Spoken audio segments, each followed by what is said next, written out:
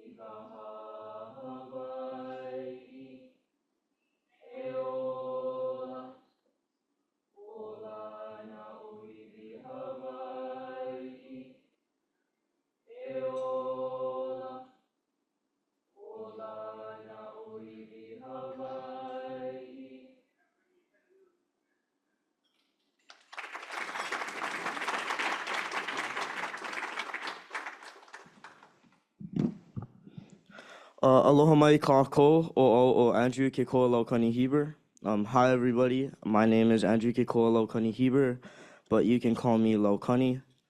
We just performed for you an oli, and an oli is a Hawaiian chant.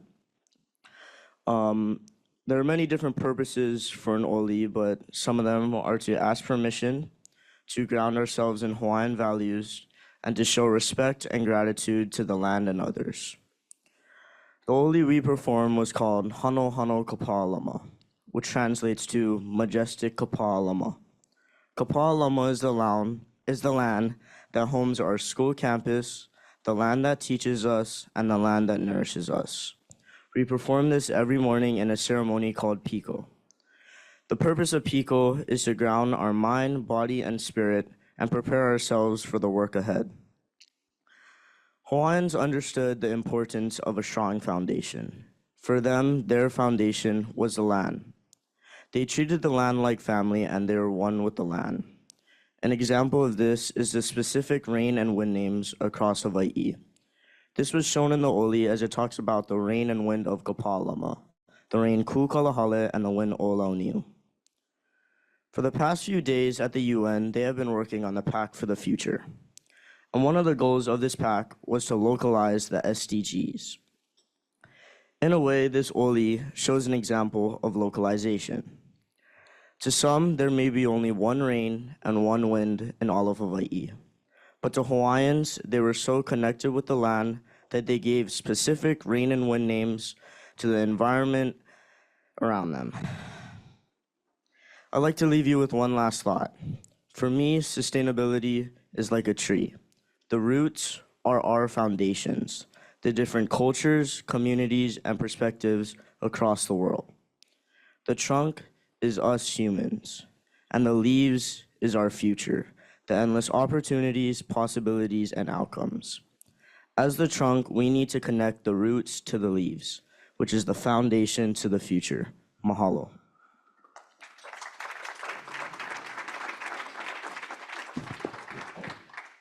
Mahalo to you, Lakani, and to you, the students, for grounding us and setting our mind where we need to be to welcome the insights and the conversations that we're about to have. So thank you very much. Thank you for being here, for making the trip, and for setting the stage for today's event. And now I'd like to introduce Elizabeth Cousins, the President and CEO of the United Nations Foundation, who's been our partner in hosting these gatherings over the past 6 years, building on our own personal partnership within the US government when we both worked together and on the negotiations in bringing the US into these goals. So Elizabeth, please.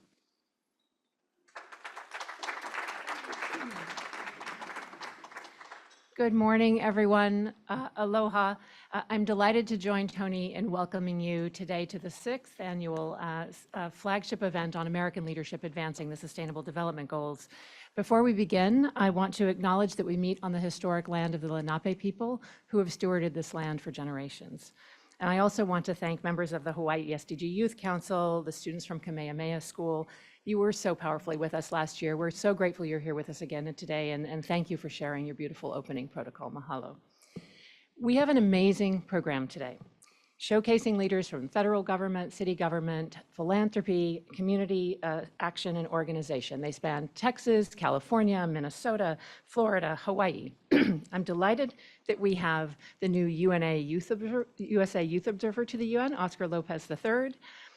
We have Deputy Administrator of USAID, Isabel Coleman, Mayor Ben Shearer of Fergus Falls, Minnesota, Jody Polk, founder and director of Jailhouse Lawyers Initiative, Bryna Lipper, Chief Innovation Officer of the Humboldt Area and Wild Rivers Community Foundation, Kanohi Suki, high school student at the Kamehameha School in Hawaii, and Kate Maloney, Executive Director of the Emphasis Foundation. So you are all in for a treat because you have some amazing people who will be up here today. So I want to do just a little bit of scene setting before we start. Just yesterday, at the Summit of the Future, against so many odds, world leaders adopted a pact for the future, a pact for people and planet. And it ranges from peace to financing to digital cooperation to the rights and interests of young people and future generations. Many of the provisions, if implemented, will go miles to accelerating the SDGs. And it wasn't easy. It follows years of debate, months of arduous negotiation, and it was very hard fought. Because this is a fairly divided world, as we all know. The negotiations were almost derailed at the 11th hour, right up to the morning of adoption. But the vast majority of the world's countries fought to keep it on track, because it matters to all of them. Now, 10 years ago, when the SDGs were negotiated, it also wasn't easy. We were coming to the end of the Millennium Development Goals. They came due in 2015, and people started thinking, well, what's going to come next? But there was a lot of divergence. Some of you were involved in this, so you will have resonance, I think, with this. There were some people who wanted to double down on the MDGs, just keep going on those goals. There were a lot of people who didn't want goals at all. There was a lot of complexity and divided views then, too. But the opportunity started to emerge that it might be possible to make a big leap in connecting the dots between our economics, our communities, and our environment, and between each other, in opening our minds to the idea that development was relevant to all countries, rich and poor, since every country, even the wealthiest, faces challenges, particularly around whether all people get their fair chance at a decent life. And that was the opportunity that 10 years ago shaped 3 years of negotiation from 2012 to 2015, when the goals were adopted. And Tony and I did share the privilege of being the US negotiator at different phases of that process.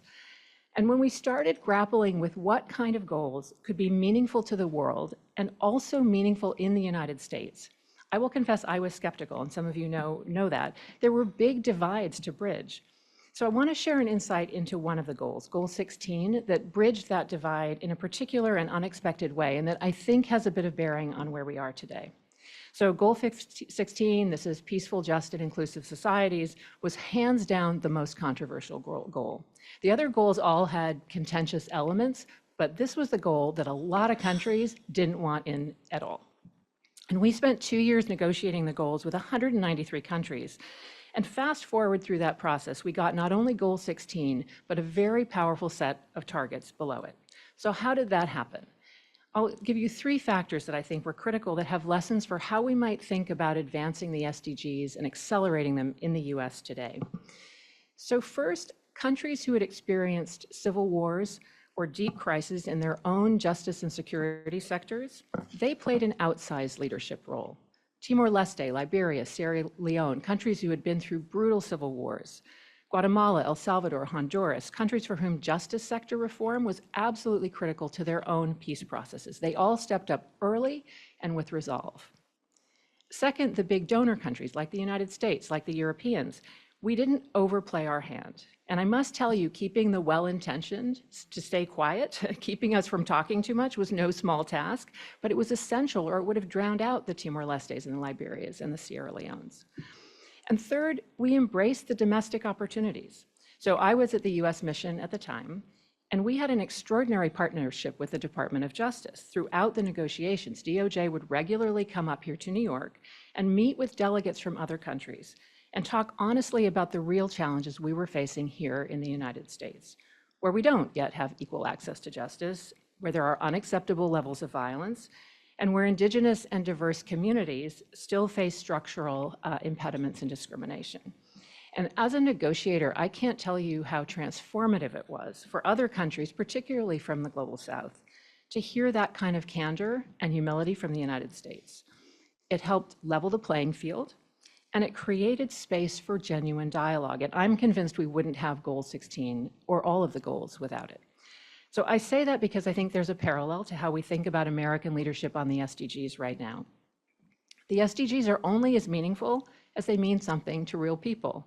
So we have to listen to lived experience. We have to be guided by our communities. And we have to tackle our challenges with honest dialogue and a commitment to real problem solving. And that matters even more today because obviously we aren't yet on track. So you can call the glass 17% full, that's the percentage of targets that have been met, or 83% empty, but either way, we have urgent work to do.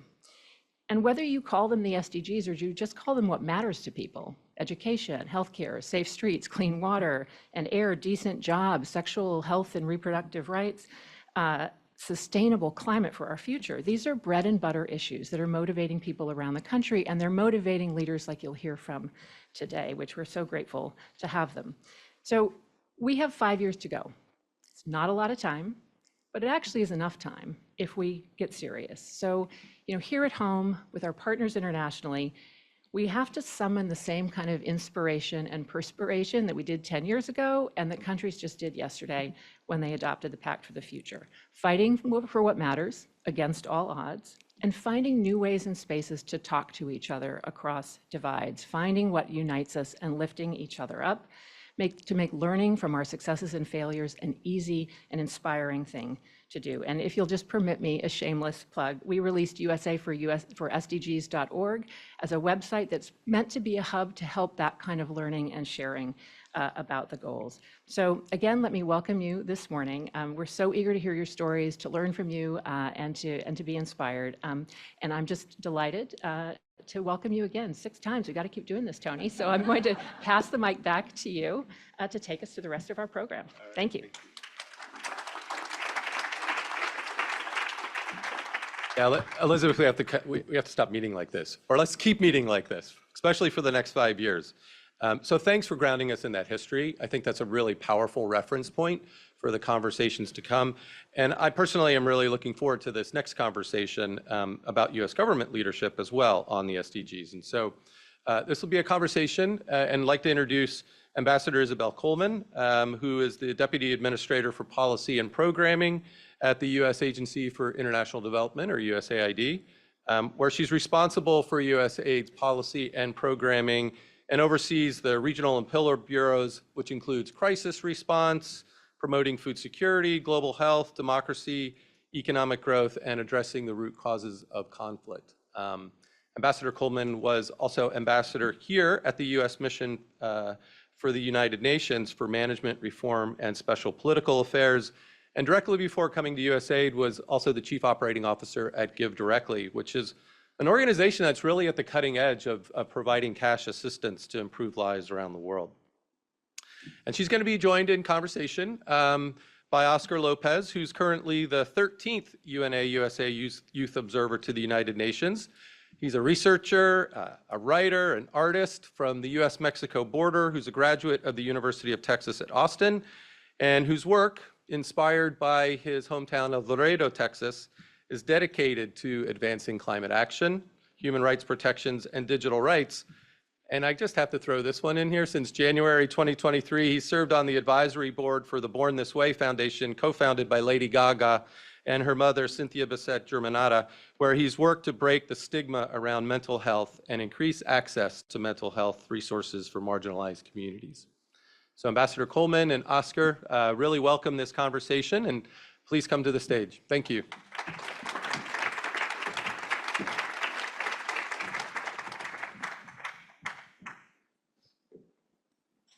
Well, good morning. It is such an honor to be here and to particularly be joined by Ambassador Coleman. And Ambassador Coleman, I really appreciate your time and I look forward to our conversation. So first, Ambassador Coleman, as we've just heard Elizabeth speak to, countries around the world are confronting development challenges, both new and continuing. Our multilateral system is seeking to respond, but we all know meeting the SDGs isn't a given. Can you share your perspective on USAID's role in the system and where you see your agency making the greatest impact? Thank you, Oscar, for that great, sweeping question. It's very nice and an honor to be on the stage here with you today. And I will also start by thanking my dear friend Elizabeth Cousins and Tony Pippa, too, to have me here with you all today and for hosting yet again this meeting. And please do keep meeting like this. So I think as Elizabeth just took us through, there's a lot of work to do in the run-up to 2030. 17%. It's not a great number at this more than halfway mark. So, you know, it's a question, I think, a reasonable question, whether we'll actually meet the SDGs. I'm sure some might, you know, we might be able to claim success on some, but not on others. The reality is that the COVID pandemic really knocked a lot of development off track. But even before the pandemic, we weren't on track to meet the SDGs. So the hill is higher, the climb is steeper, but it doesn't mean that we don't keep trying in every imaginable way. And I have the honor of being one of the leaders of USAID that has almost a $30 billion budget that works on every single aspect of the SDGs. The work that we do aligns in one way or another with every single subpoint of the SDGs. And I can tell you, you know, there's been a lot of progress made, tremendous progress in addressing inequality and poverty in recent decades. But as we all know, there are enormous challenges that remain, and there's been backsliding.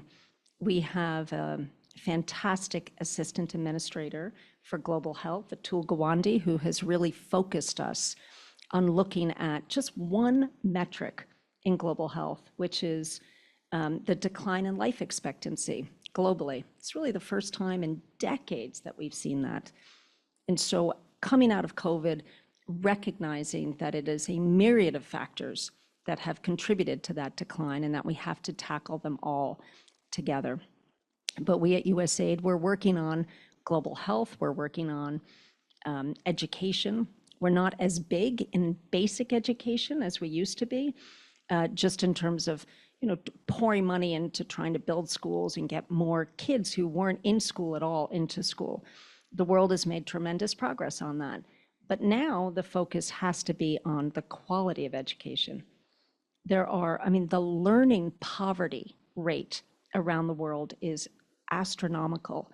In lower to middle income countries, the learning poverty rate, meaning a sixth grader who really can't read a basic sentence, is 70%. It's an astounding number. So, you know, we've got countries around the world that are really investing significant resources in education, but not getting the outcomes that they need. So what we've all come to understand is building the hard infrastructure, schools and lights and toilets. You know, that's the easy part. The really hard part is the soft infrastructure. It's getting the curriculum right and the teaching skills and all of that, training up teachers. So we spend a lot more on that type of investment than we used to. We've created a new Bureau for Democracy, Rights, and Governance. And we've always done democracy work, but pulling it together in a separate bureau to give it more weight, more heft, more focus. Because as Elizabeth mentioned, that is at the root. Having an inclusive, just governance system is at the root of development. And so we touch every single aspect of the development agenda and the SDGs. And look, we've even as we make progress in some areas, we recognize backsliding in others, and it's a constant work in progress.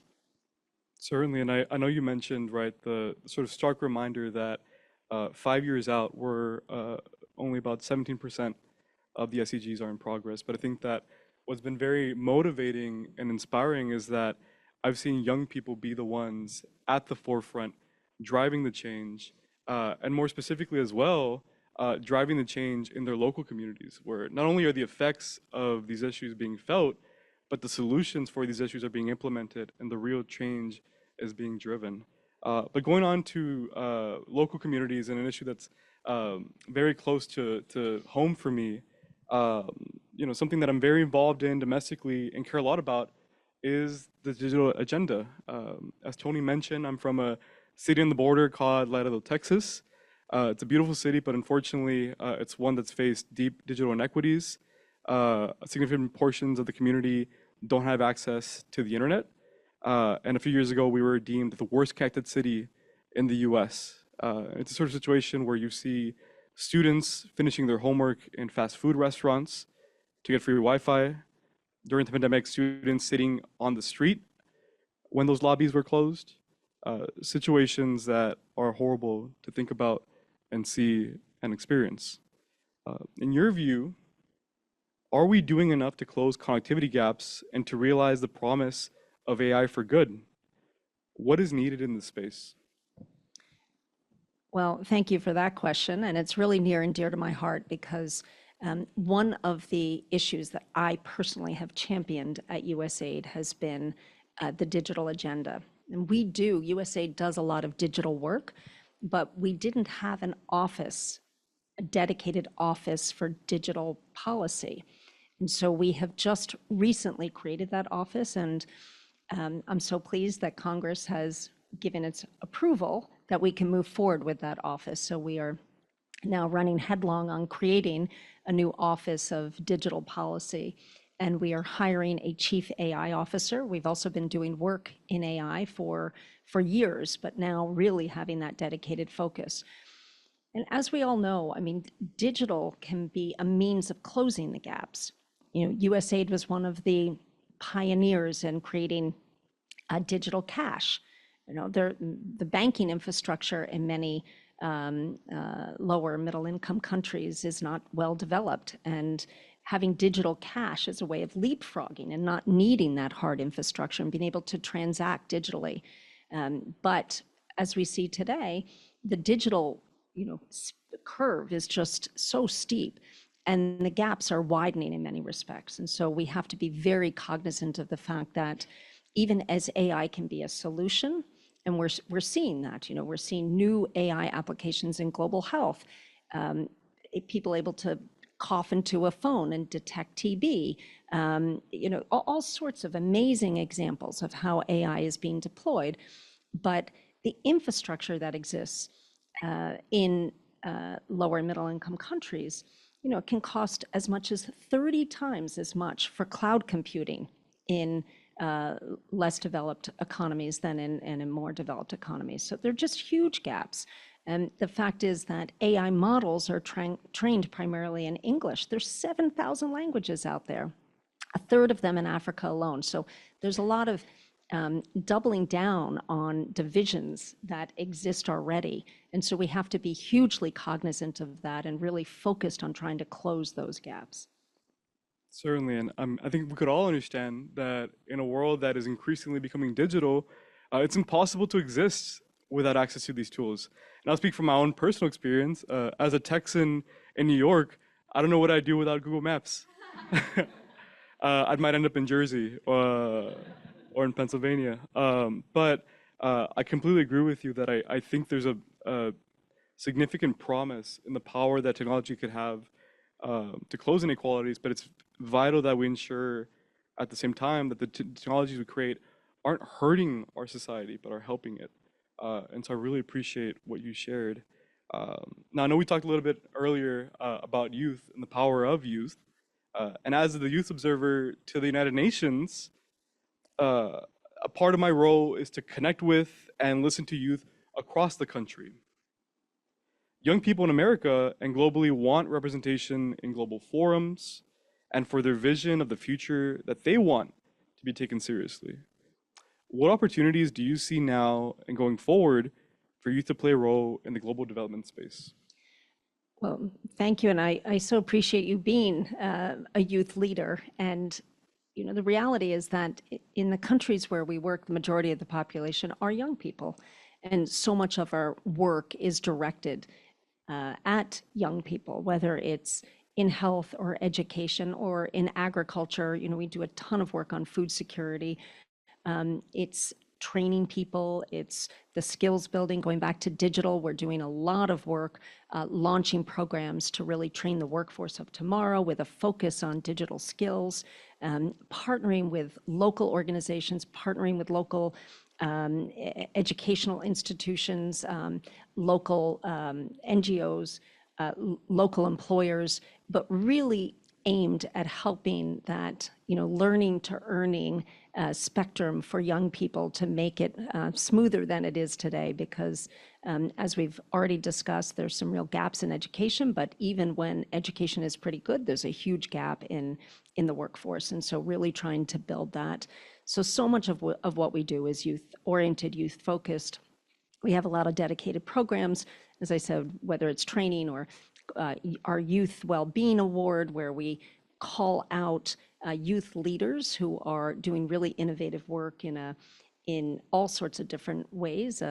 One example that I love is a digital environmental card that one youth leader develops, where you get points for recycling plastic to be able to use for healthcare or education.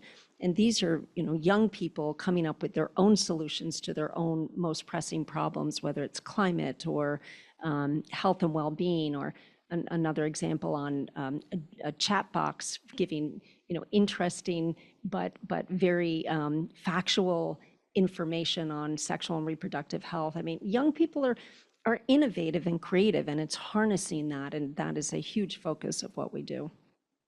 Certainly, and I think for a lot of young people, we were excited to see how much the Pact for the Future focused on youth involvement. And as one of my peers said it, how are you going to have a Pact for the Future without thinking about young people, the people who are going to be living in that future?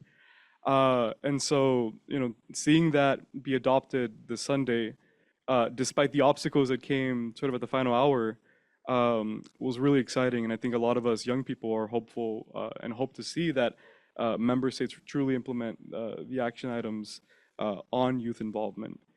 But before we close, got one last question for you. What do the SDGs mean to you as a former ambassador?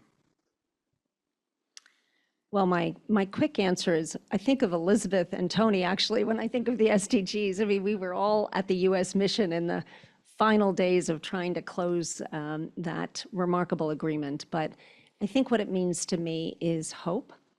Hope that despite all the challenges, which Elizabeth remembered for all of us, you know, how hard it was, particularly with SDG 16, to get countries to come together and agree to a set of goals. That was it. It's just agreeing on what a set of goals are was so difficult, and yet we were able to do it. And I think in 5 years' time, there will be another similar effort.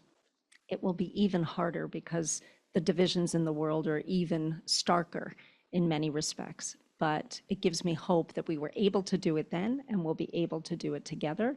And it's a forum where we can find more common ground among us than not. And I think the SDGs represent that common ground, that shared aspiration, and that hope that we all live on one planet and ultimately want and should want pretty much the same things. Completely agree. And I hope that we all remember the power and the role that young people and local communities have and need to have in ensuring that we complete these goals by 2030. Ambassador Coleman, thank you so much for your time. Thank it was you, a true Oscar. pleasure. Thank you so much. Thank you. Thank you to you both for that rich conversation and for reminding us that we can do it, that we can find common ground, and that youth are actually a big part of us finding that and driving ourselves forward. So now I'd like to introduce Kate Maloney, who's the Executive Director of the Infosys Foundation USA. Kate leads the Foundation's commitment to increase K-12 access to inclusive computer science and STEM education, particularly within underrepresented communities, and is focused on advancing the Infosys ESG Vision 2030 commitment to bring digital skills to 10 million globally by 2025. So Kate, thanks so much for joining us and for sharing the work that the Infosys Foundation USA is doing to deliver on the SDGs and what other corporate entities might be able to learn from that work. Please.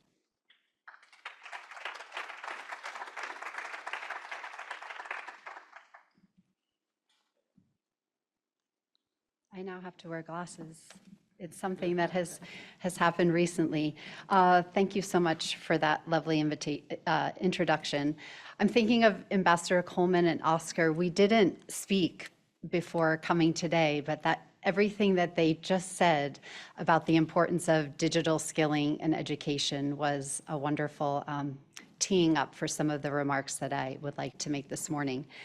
So as was said, I do get to serve in this role as Executive Director of Infosys Foundation USA. And the USA part is a mouthful, but it's really important because our company also has a foundation in India doing a lot of work around the SDGs.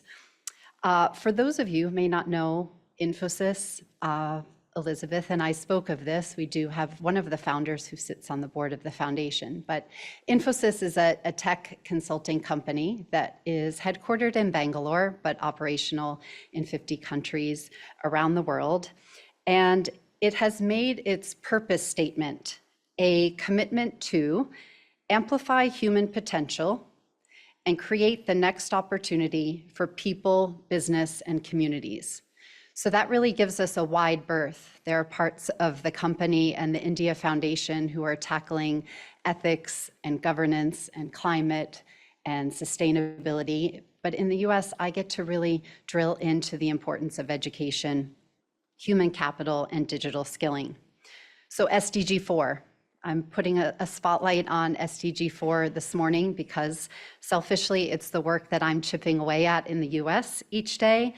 And I think maybe just a moment to also remember what sits within the SDG 4 commitment.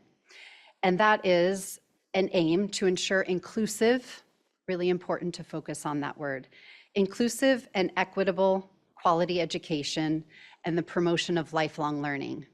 And the lifelong learning part I also love. That is something that's been core to the DNA of Infosys since the founders launched the company way back in 1981. And it's something that has stayed. So now we're 40 years later. And I like to say we're in the age of bits and bytes, also a term I've learned since coming to Infosys. So we're in this tech-enabled world, and that commitment has held. So as Tony kindly mentioned in his introduction, we've made a global commitment to reach 10 million learners with digital skills by 2025. And we're getting close. We've reached about 8.5 million. But a key part of the SDGs, which again, I think we all know, is we cannot leave anyone behind. And as I mentioned, the inclusivity and the equity piece. This is what our foundation in the US is really trying to attack. And that is around this digital skills gap. So we're working in communities, the most underrepresented, the most under-resourced, to bring computer science education, STEM, and digital skills to teachers, to students, to families, and the wider community. So we're thinking of today, but we're also thinking of all of you guys and the future. So if someone were born today, they would be graduating from high school in the year 2042. So I think of just like the past 2 years, we think about the explosion of AI. What is the world going to look like in 2042? And what are the skills that we are going to need and the capabilities that we will need in US schools and classrooms to get the next generation there? So I have to level set, as Elizabeth did as well, level set some of the challenges. And I know this is really granular to talk about computer science education. We have many grand challenges in the US with respect to teachers and funding and fatigue, and we have many other challenges before us. But on the computer science front, Ambassador Coleman mentioned the learning poverty rate, and Oscar, again, without any tip, spoke about the digital inequities that exist. Currently, only 57% of US high schools even offer computer science. So we're kind of hanging out around half. It's not so good bode for the future. While there's been growth in the schools that are offering computer science, 10,000 high schools across the US don't even offer one opportunity for a student to consider computer science. And if they do, it kind of sits in this after-school bucket or maybe as an extracurricular, but it's not core. These statistics worsen, as you can imagine, for rural, urban, and smaller schools. And then when we think of exposure for African American, Spanish-speaking, and our Native American populations. But there is some good news. Our foundation and so many other corporate foundations, nonprofits, and leaders are really digging into this. And on our foundation side, Ambassador Coleman also mentioned this, our teachers. Surely in the US, we know we do not celebrate them nearly enough, but there are those out there we're trying to reach, as I say, like building their muscle and their confidence to go into classrooms and bring these concepts to bear. Sometimes they're the only one in a school, and the principal doesn't even know that they're offering a coding course or they're trying to gather girls after school to look at STEM.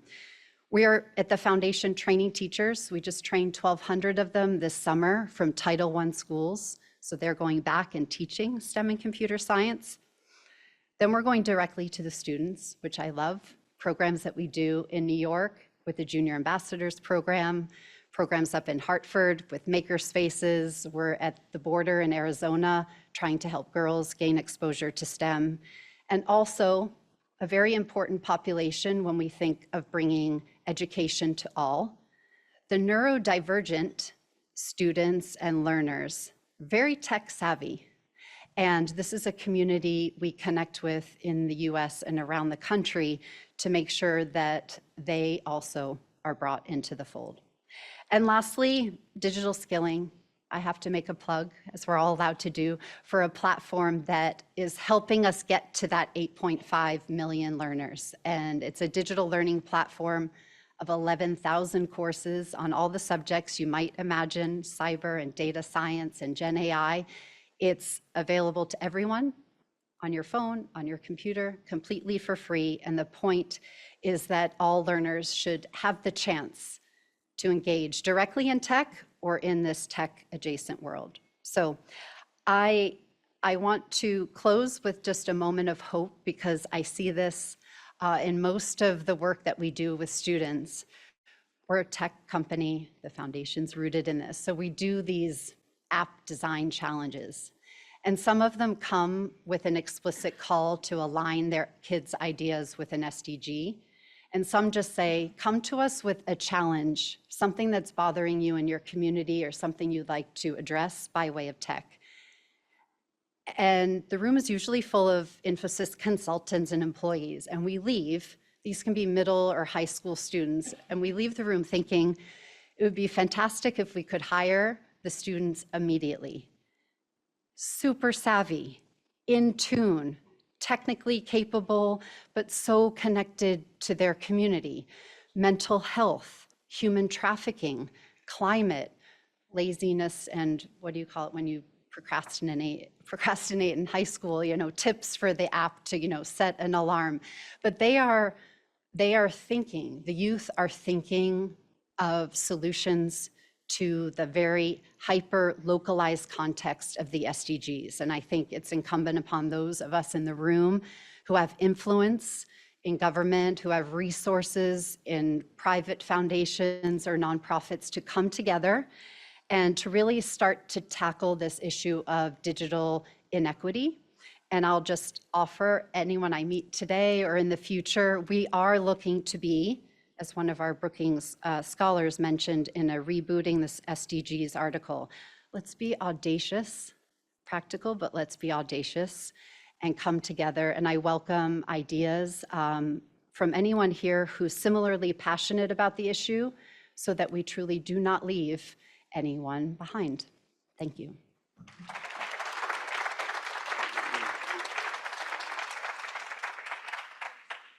Thank you, Kate, and thank you for sending us off with that message of hope, as well as giving us that lesson in audacity, that ambition combined with the innovation that Infosys Foundation USA is driving forward. Thanks for setting that goal, that very concrete and discrete goal. So now I'm going to welcome to the stage Kinohi Suki, Bryna Lipper, and Ben Shire. I'm going to join them in conversation about the ways in which the actions on the SDGs are manifesting among rural and indigenous communities in the U.S. I'll introduce each of them, and then they'll join me on stage. But I'm really looking forward to this conversation. So Kinohi is a high school student at Kamehameha Schools in Honolulu. She's a member of the Hawaii SDG Youth Council, which contributed the foreword to the 2030 Hawaii Voluntary Review, Voluntary Local Review, which is still the only state in the US that's done a voluntary local review, and advises on the policy actions and meaningful youth engagement on building resilience in Hawaii, in the Pacific region and beyond. Bryna is the former CEO and current Chief Innovation Officer for the Humboldt Area and Wild Rivers Community Foundation in Humboldt County, California, in the north of California, and is pursuing a PhD in transition design at Carnegie Mellon University. She was also a co-founder and senior vice president for the 100 Resilient Cities Initiative launched by the Rockefeller Foundation, and has spent much of her career focused on enabling climate action and climate resilience.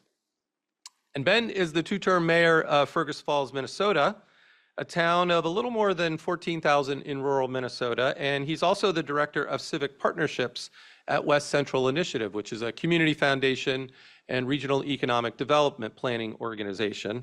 Alongside his wife, Tessa, he's built and operated 2 successful restaurants in downtown Fergus Falls between 2015 and 2023. So please, I'll ask each of you to join me on stage. Give them a warm welcome.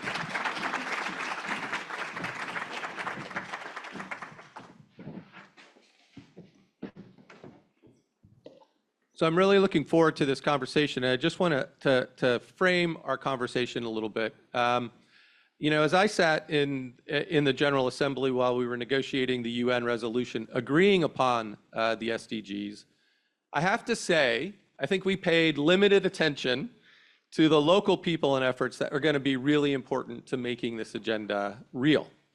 And in the 10 years since, I think it's been really clear that the intersection between the Leave No One Behind agenda and the long-term environmental sustainability finds its concrete expression at that local level. And we often talk about that in terms of cities, especially because cities is a big part of the GDP that happens in our country, as well as the climate emissions.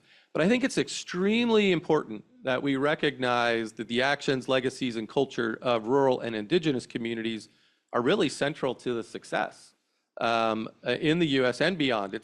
These are the communities that actually disproportionately provide our food, our power, our fiber, steward our natural resources, and even provide the spaces where we have the closest relationship to our planet and its wonders and its biodiversity.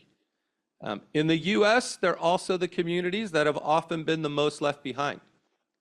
85% of the persistent poverty communities in the United States are rural, and indigenous groups experience disproportionately high rates of poverty and food insecurity and health challenges.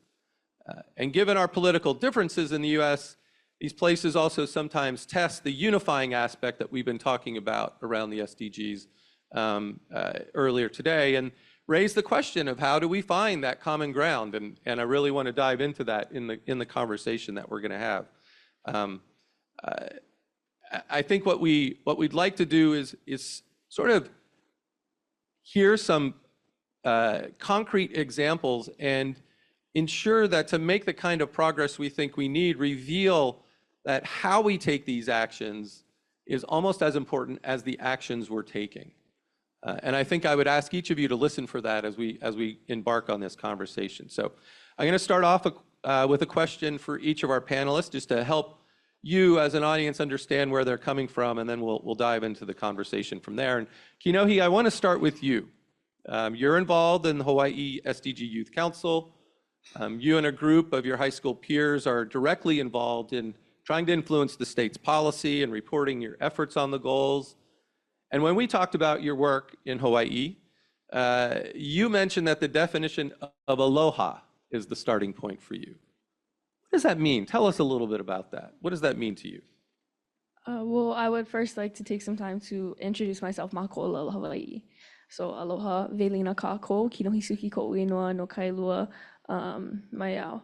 Hello, my name is Kinohisuki. I'm 15 years old and I'm from Kailua, Oahu. So in simple terms, aloha means love, but the way I see it is so much more. And one of our greatest philosophers, Auntie Palahi Paki, breaks it up. And so she says, A, akahai, kindness, L, lokahi, unity, O, olu, olu, to be agreeable, H, ha'aha'a, to be humble, and aho nui, which means patience. And of course, those are some of the core values of Hawaiian sustainability, because we use those in our everyday life. That is how to be Hawaiian, and that is how to be a good person, really, is to just live by those values, and that's what we try to do every day. And then we can break it up even more by alo and ha. So in the Hawaiian language, alo means face, and ha is the breath of life. And so in Hawaiian, when you love someone, you give them ha, which means you touch faces at the nose and you breathe, because you're giving each other your life. And so that is what Hawaii is. Hawaii is the breath of life, and that is what aloha is. Aloha is the breath of life to the world, and that's how Hawaii gets to share it. So when we talked, thank you for that. And when we were talking about the SDGs, you also mentioned that you think there ought to be an 18th SDG, and that ought to be culture. Why? Why do you think that, and how should those values actually really guide us? Yeah, you guys can clap. So the way we see culture is localization, and localization is ethics, and they all tie in together. So, I've been here in New York since last week, Thursday, and I've been hearing a lot about AI, and I'm not that tech savvy. So even though I'm 15, I'm not that kind of smart. But the way my kumu sees it, kumukula, he sees it as, instead of artificial intelligence, we think of ancestral intelligence. So that's what AI is to us. So when we think of culture, we see it as the foundation of life. We see it as the foundation of sustainability, because that's how we see sustainability. We see it as not only taking care of the planet, but it's taking care of our family, because we see the earth as our family.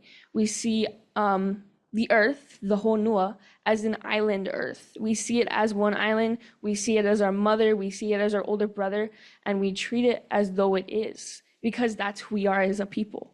And so when we look at these values, like Ike Kupuna, which is ancestral knowledge, when we look at aloha, it is universal. Hawaii, we have aloha. New York has aloha too, but it's just harder to see. You know, like in Hawaii, you're not allowed to honk. You can get ticketed for honking. So coming to New York Tickets is for a bit honking different. in New York. Yeah, you can, because it's seen as like very rude, so you can get ticketed. Anyways, when we look at it, aloha is universal. You know, Samoa, they have talofa. Maori, they have korana. Native Americans, you know, they see Mother Earth. They think of it as a sky woman. And it's not just something that Hawaii has. It's something that everyone has. We just show it a bit differently. And the implementation of it is, I want to do like a little bit of an exercise that my Uncle Kalani does. So we say like, you close your eyes and think of a place that you love so deeply, you would do anything to save it. That is aloha. That is aloha aina. That is the love for the land that you have, and that is sustainability. So that's what we need to continue. Thank you, Kanohi. Thank you for grounding us in that. So, Brian, I want to build off of what Kanohi was just sharing with us, and you've been involved in the potential development of what could be one of the biggest offshore wind projects, not only in the United States but in the world. A multi-billion-dollar effort to place large wind turbines 20 miles off of the Pacific coast near Humboldt County, California. It's a massive multi-billion-dollar project that feels like one of the very kinds of things we ought to be pursuing if we want to take action on climate, because it really could accelerate the greening of electricity in California. In fact, that one project could potentially provide a major percentage of the electricity for the state. Yet it's also a rural place, and it's home to 9 federally recognized tribes. And you were in the driver's seat for a multi-stakeholder process to ensure that those peoples were part of a collective community voice in steering the impact of this project. So tell us a little bit about what's proposed, and also about what you and others have been doing to ensure that the local community is really meaningfully engaged in steering what could happen locally. Tony, I'm going to go off script. He knew it when he invited me. But I think I need to pick up on some of the comments here and introduce a little bit of history, because it really matters with where we go in the future. I moved to this region, often called the Pacific Redwoods region, that is on the coast of the Pacific Ocean between Oregon and California. It's glorious, come visit. And I was introduced at that time in my life, being one of these East Coast New Yorkers, who's not really close to the version of aloha that you mentioned, and was introduced to our Native American communities and cultures.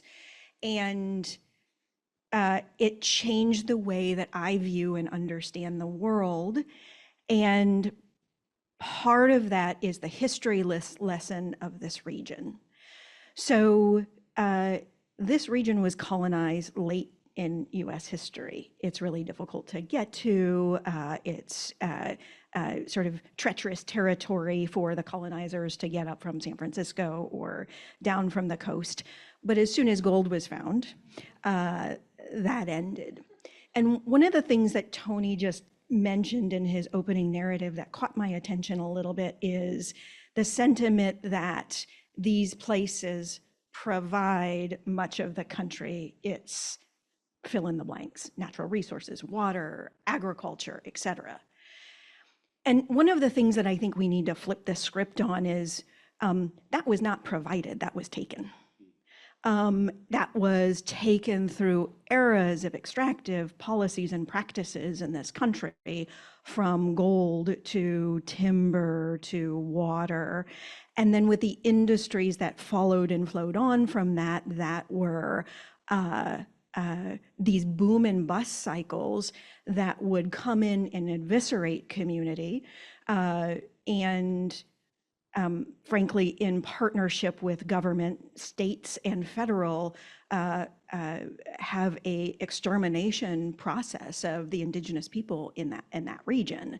And with that extermination process and with the taking of the things that were beloved and were life in and of itself, we almost lost the people who steward and love the land in the way that you just mentioned.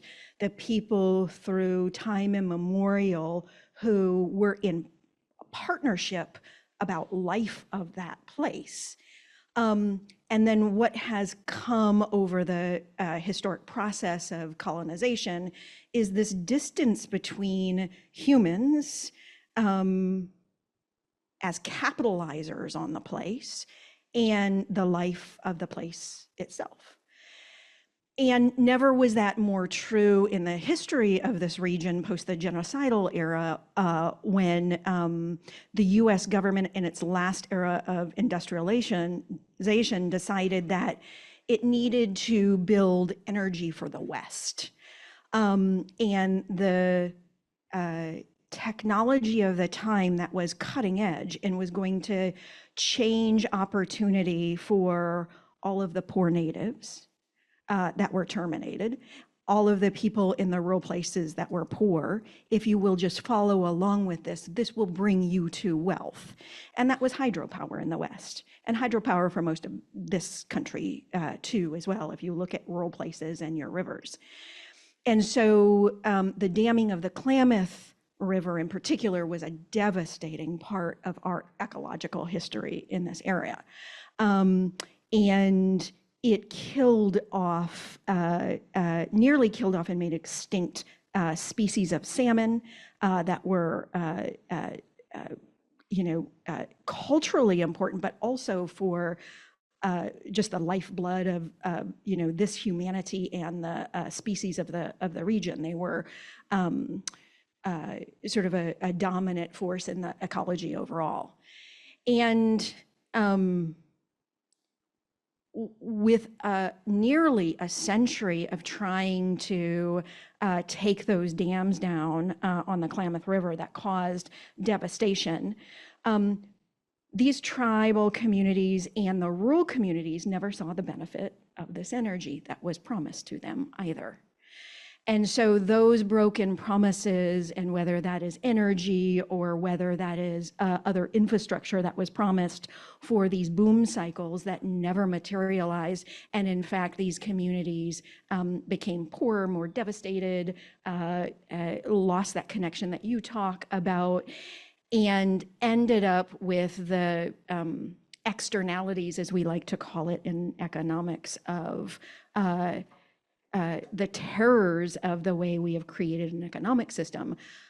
We ended up with things like industry coming in and trafficking women.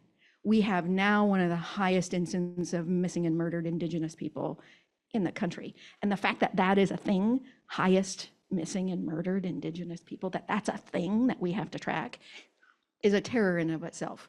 So Tony, getting back to your question about what will offshore wind bring, we're trying to empower this community to say, if this new technology is coming in yet again to save a colonized view of the world, so it can save itself from climate change that it has fomented, it needs to be on the terms of these people who need to lead what that policy looks like. The stewardship of the ocean, the benefits of the economy, the insurances that industry won't just pick up and leave in the dead of night, as they have time and time again. So we're trying to create a system, Tony, that looks like it is led by, operated by, developed by and with the people of this place, and in the terms that it will be healthy for the generations ahead.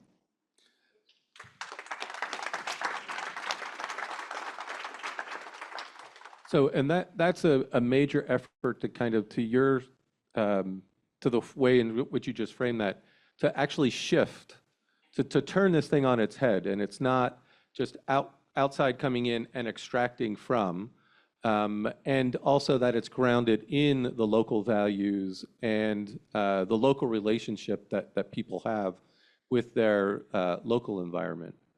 So Ben, let me turn to you in rural Minnesota, because you also are near a place, Morris, Minnesota, for example, where local people have come together to also be part of this shift to greener energy. And just to remind everyone, again, I talked about the impact of cities, but like 99.8% of the wind turbines in the United States are in rural places. 74% of the solar farms are in rural places. And so talk to us a little bit about what happened in Morris and how you're trying to effectuate that also in Fergus Falls. And again, keeping in mind the way Bryna was telling it, how does it stay grounded in the local community and in finding the common ground in the local community? Yeah, thanks, Tony. And aloha from Minnesota. Yeah. So I'm Ben Char, I'm the mayor of Fergus Falls, Minnesota, and I also work with West Central Initiative, which is a community foundation and economic development organization. We serve 9 counties, very rural part of Minnesota. There are 82 cities. Just to give you an idea, the largest city in the region is Moorhead, Minnesota, which is about 45,000 people. My community, Fergus Falls, is the second largest community, about 14,000 people. So very rural area. Agriculture is the predominant industry. And one of those communities that we work with is Morris, Minnesota, population 5,000. It's the county seat of Stevens County, which is a county population of about 10,000. So just give you an idea of where this is. Again, agriculture is the predominant industry in this community, in this region. And so about a decade ago, there's a four-year university, University of Minnesota Morris, that is in that community, and they started having conversations about what sustainability would mean for that community. And in 2018, our organization, West Central Initiative, kind of formalized those conversations around the Morris model. And it brought together 30 leaders from within the community, from county, city, school board, local utilities. One of the nation's largest dairy operators is headquartered there, so it brought private industry in, soil and water conservation. So it brought 30 community leaders together to talk about what sustainability means for that community. And they had 3 big ideas, right?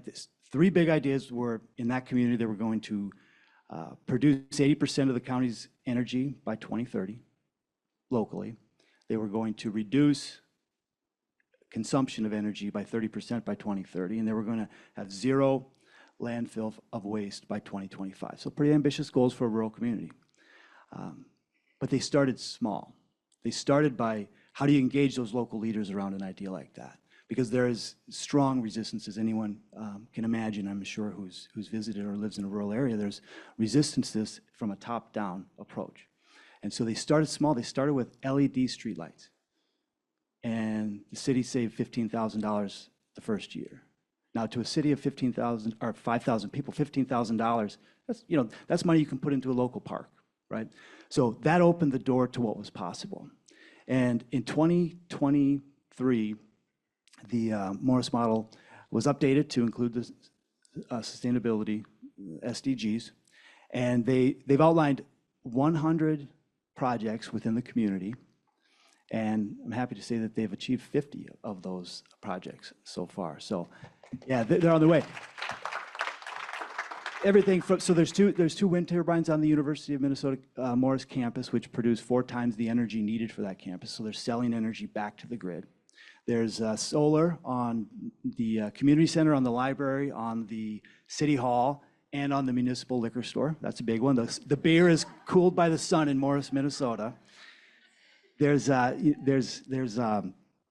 composting. There's a lot of great projects, and you can find the Morris model online if you'd like to learn more. But it's about at that ground level. Something Elizabeth said. When you come into the, I'm a strong believer as a mayor of a community. I'm a strong believer. You have to, talk about what matters to people, right? And that's in my community, in my region, in my area. It's resiliency. It's self-sufficiency.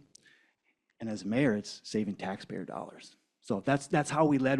And I think that when you open that door, the city leaders in Morris would tell you there was strong resistance, to the changes that were being proposed. But when you lead with those small projects and you open that door, people see what's possible. sky's the limit. Thank you, Ben. And again, I think you're hearing this recurring theme of the groundedness of local values and the relationship that local people have with each other and what they want for their communities, and how that relates to their surroundings as well. So we only have about 5 minutes left, so I want to have each of you answer just one last question. And giving what you've grounded us in, what would be the one action you'd like national or even global policymakers to take as they think about you moving the U.S. more closely to achieving the SDGs by 2030? Kanohi, why don't you start us?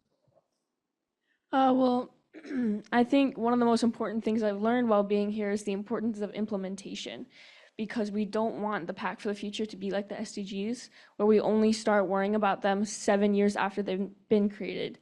So I don't care that they've only been here for 2 days. I want to start seeing action.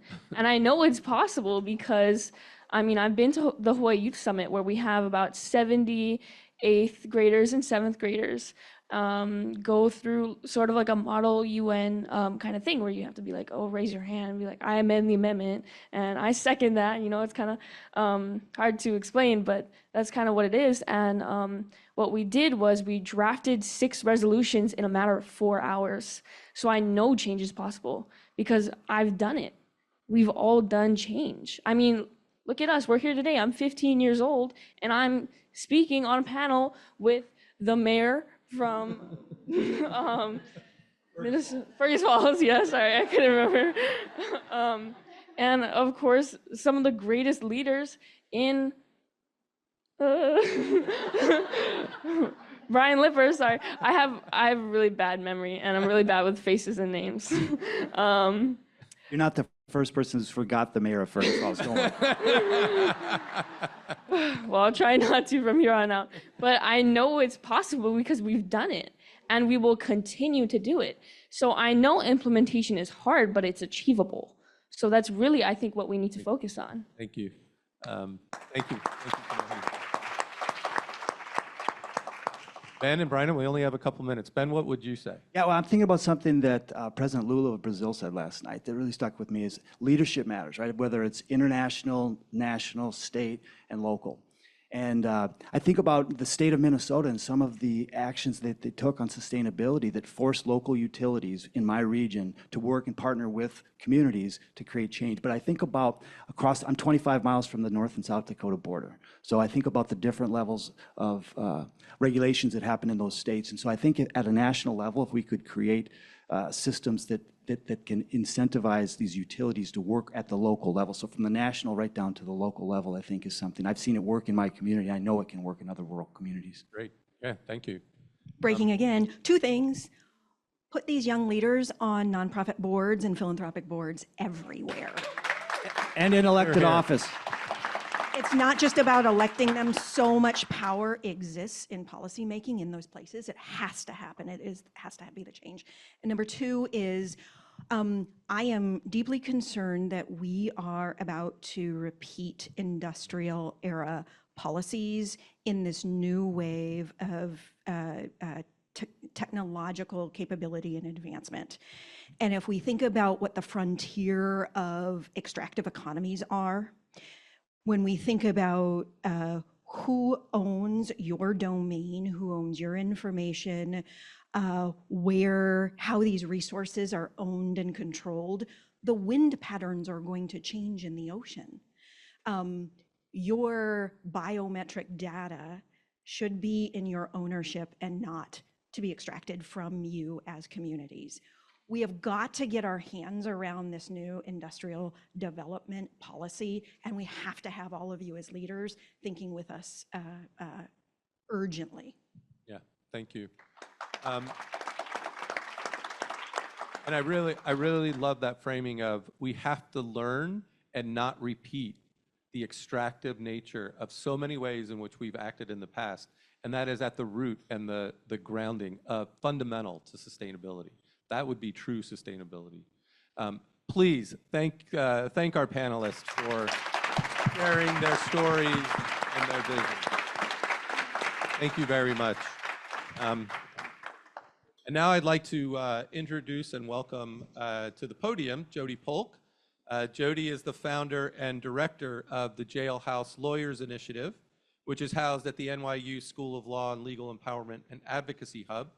She's known for her work as an organizer and a leader in legal empowerment and works to advance Goal 16, which Elizabeth spoke so eloquently about as we started, peace, justice, and strong institutions, both at home and abroad. Jody, thank you for being with us today and sharing with us your experiences. Over to you. Thank you so much. I have to admit that I've been sitting in here since a little bit after 8, and I have a heavy heart. I'm normally known as the peace builder and the light of the movement, but I've been sitting in here and feeling so isolated, listening to the many solutions that have been talked about and the different leaders, and I just wonder, who are they talking about? And there was a time when I first started this work that I thought my biggest organizing tool and goal was to bring as many of my community members into this room. But the truth is, a lot of them don't want to be in this space. And I appreciate you, Kanohi, because listening to you reminded me that the most I've ever felt seen and heard and alive and understood has been outside of the United States. And so I prepared to come here and bring light into this space. I'm reminded that although I have an impressive bio, that the greatest visibility that I have to bring to you all is that I'm a community member. I'm an African-American Black woman born and raised in the South in Florida. And I'm also too have found myself inside of this space. And so when I think about the SDG 16, which was introduced to me not in the US. I learned legal empowerment a couple years ago. I traveled to Budapest as a Soros Justice Fellow, and I heard about this human rights methodology, this framework of when people know the law, they'll use the law, and when we use the law, we can become shapers and transformers of the law. And I knew that to be true from my own personal experience as an incarcerated jailhouse lawyer. I was incarcerated for 8 years of my life, and it was in prison with women serving life sentences. It was in prison with people who were isolated. We talk about rural communities. We have isolated communities inside the United States. When you said to imagine, Kanohi, the place that you love the most, and that's where your heart is, the first place that my mind went to was prison. And it was actually in prison, and I'm not glorifying prison in any way whatsoever in the United States, because the harm that I faced and the violence I faced in prison, I never thought it was even wrong because I had faced that same harm and violence and incarceration in this body, in my elementary school, in my neighborhood, in my family. So never even thought that the violence was wrong. But it was incarcerated women, many of them who will never come home, who taught me values, who taught me community, who loved me enough that I was able to come home and actually stay home. It was in the law library as a jailhouse lawyer. In the United States, we have what we call law clerks. It's your constitutional right to have access to the court. And most prisons feel that by having law libraries with incarcerated individuals who have studied and learned the law on their own, and they provide legal support to not only themselves, but to our community members. And it was for myself and so many others in prison the first time I learned the law and had access to the law. And I remember falling in love with the law, not because it was good, but for the first time at 25 years old, someone had told me exactly what the law was, how it meant to me. And not only did I see how the law could be harmful, I started to see how the law could be protective. And a lot of people assume people in prison are just imagining how to get out. But it was in prison that I learned that I had human rights, that I had constitutional rights, and that not only should those rights work for me, but I gained a legal identity and said, you know what, I can run for office. I can use the law. And so I never imagined how I'd be running a national organization. I sometimes question, how did I become an executive director?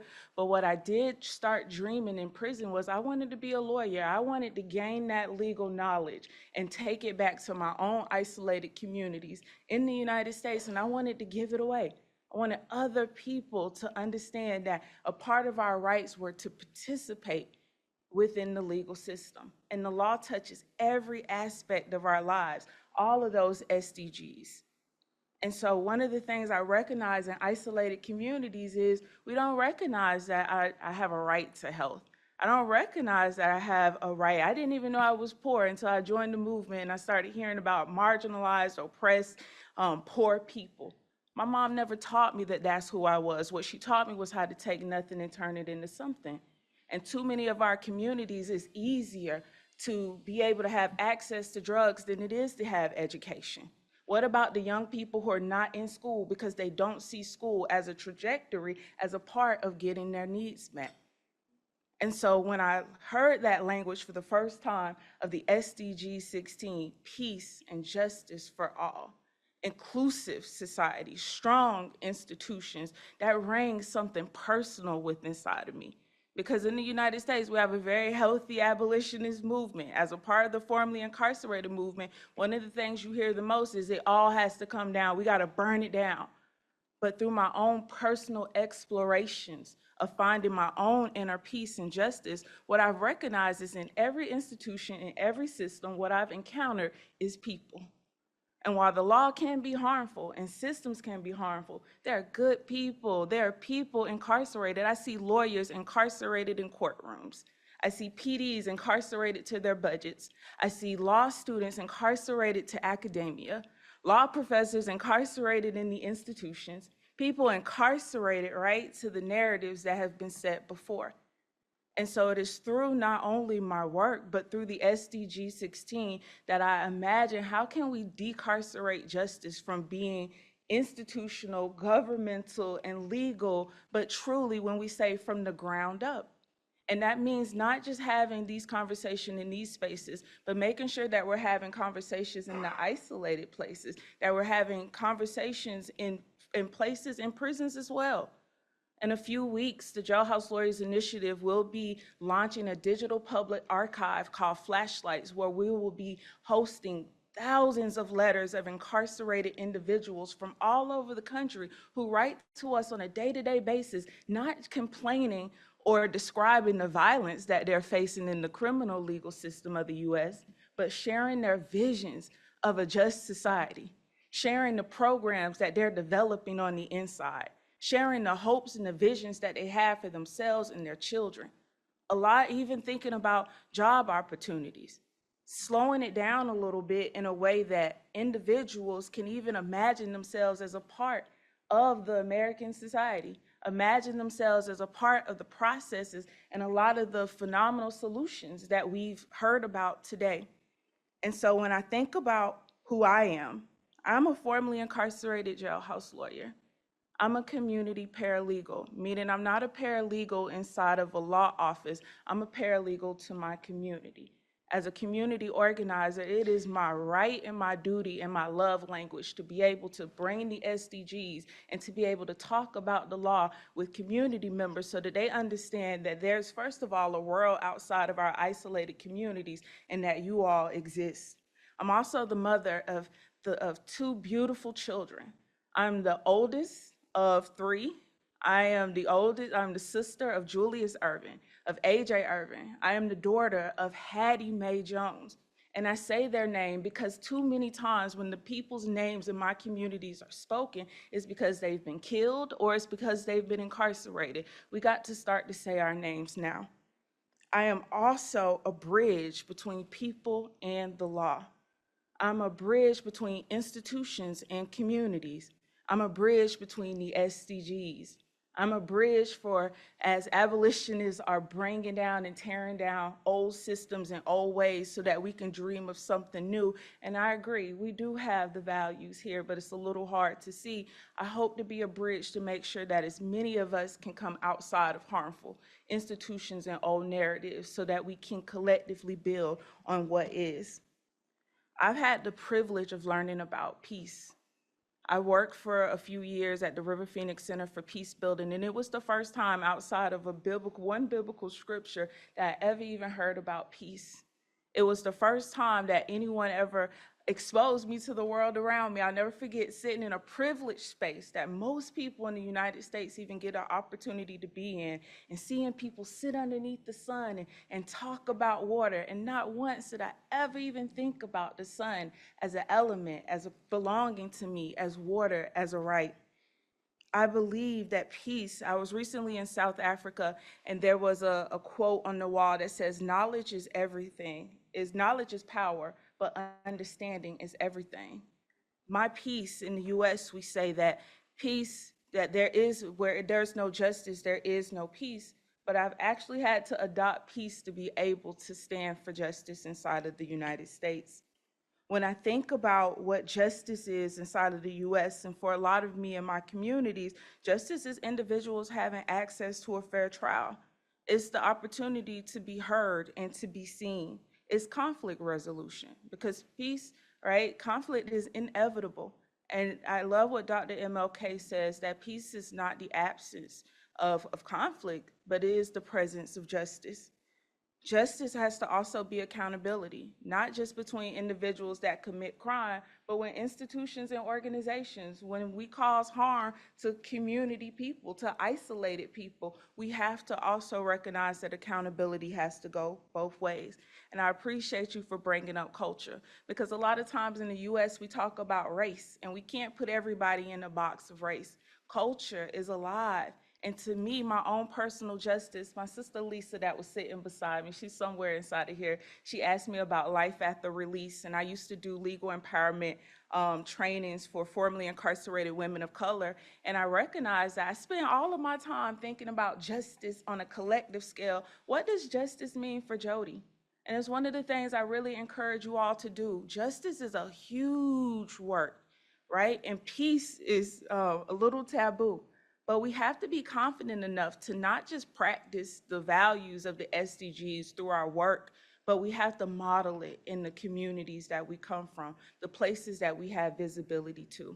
And so just excited and grateful to hear all of the work that's happening around the SDGs inside of the United States. But just want to remind us that there are isolated communities and people who are still not even understanding of what the SDGs mean, and that we have to create bridges of not for us just to gather in these beautiful spaces, but in prisons, in isolated communities, and with more of our youth that are right here at home, that are yearning for someone to speak with them. We do have a long way to go, but I'm truly confident that we can achieve it together.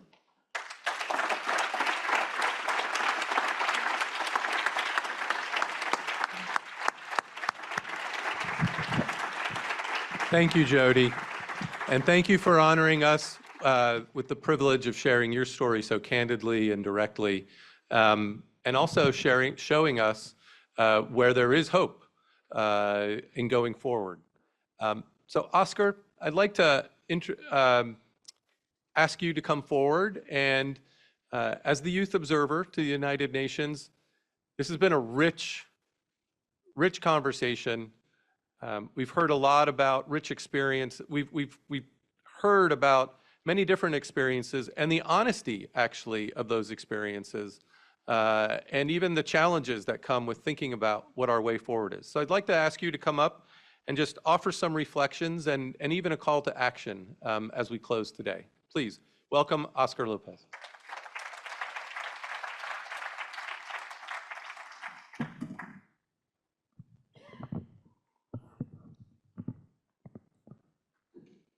Thank you, Tony, for that introduction again.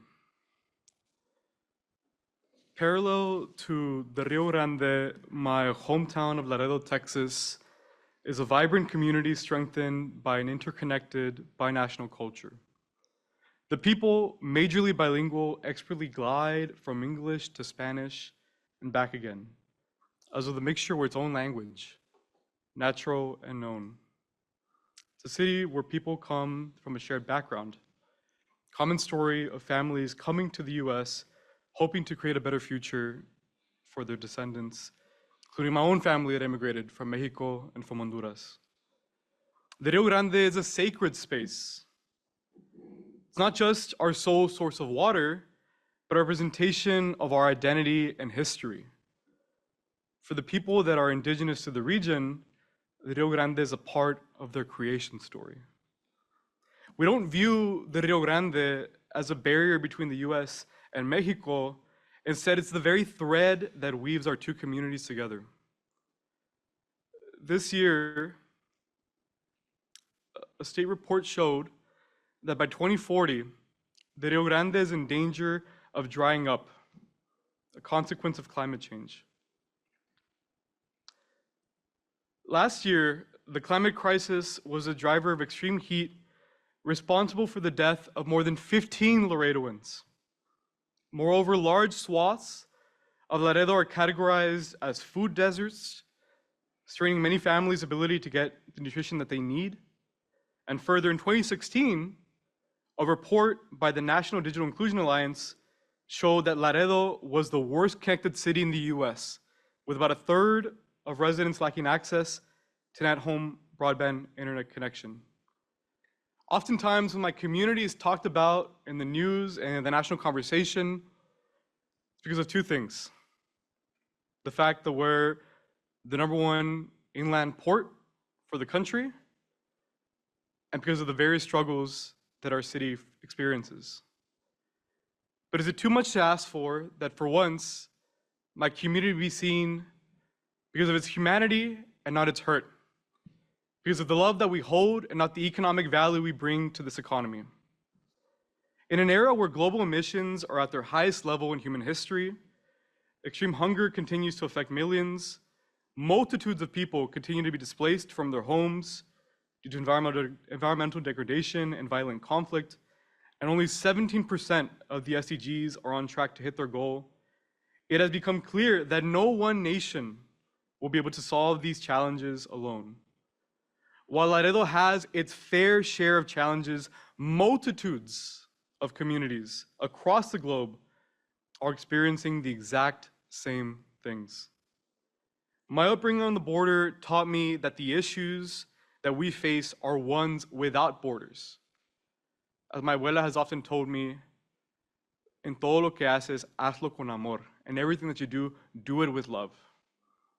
And I see that love as ensuring that we don't see a selfish future where, as we see countries drowning into the ocean, we continue our emissions at their current rate. But rather that we accept the responsibility that we have and that we put the work in that needs to be done to create that better future. With the Pact for the Future, we have the unique opportunity to ask ourselves, what can a world look like if we get it right? A world where young people have a seat at the table and the technology we create benefits humanity instead of hurting it. But none of that will be possible unless our member states put in the work to ensure that the pact becomes a reality. Young people have been always at the forefront of change, and our role in advancing the SDGs has been no different. As we face all of these challenges, we cannot wait for the keys to be handed over to us, but we must start leading now. According to UNA USA's own reports, young people still believe that the UN provides the best opportunity to tackle these issues that we face in every nation. Thus, a better world would only be created if we give young people, including those in communities that have often been forgotten and left out of these institutions, the chance to have their voices heard and to be a part of the decision-making process. Throughout the next few weeks, as I sit in the General Assembly Hall and meet with dignitaries, I will continue to think about Laredo and the work that must be done to forge a better future. For me and my community, the work that we do is the difference between survival and destruction. Our communities have placed their faith in us. Let's live up to that faith.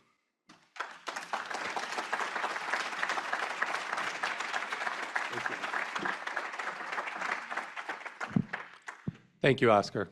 Thank you for that call to action. And please, a round of applause. Let's thank all of those who were with us today, sharing their experiences for this rich discussion. So I just want to close.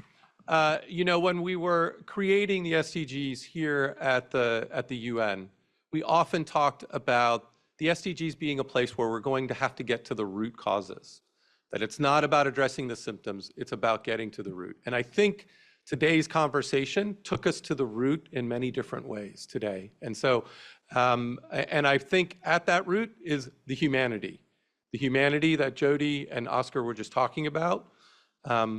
Humanity that's of isolated communities, of communities that in the past have actively been harmed, and also our youth and the hope that it brings and finding hope within that humanity.